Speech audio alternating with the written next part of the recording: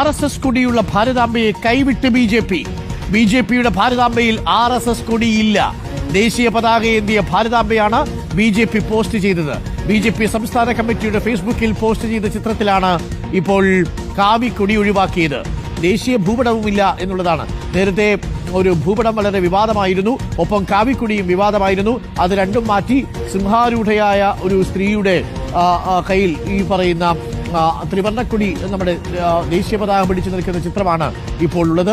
ഇതിലിപ്പോ പ്രധാനമായിട്ട് കാണേണ്ടത് നമുക്ക് ആ കൊടിയെ തന്നെയാണ് എന്ന് തോന്നുന്നു അരുൺ. കാരണം RSSന്റെ ചിഹ്നമാണ് ആ കൊടി. RSS അവരുടെ പരിപാടികളിലെല്ലാം ഉപയോഗിക്കുന്നതാണ് ആ കൊടി.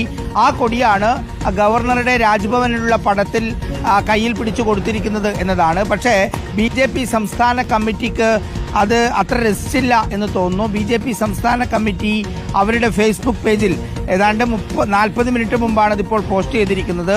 അതിൽ ദേശീയ പതാകയാണ് ഭാരതാംബയുടെ കയ്യിലുള്ളത് എന്നതാണ്.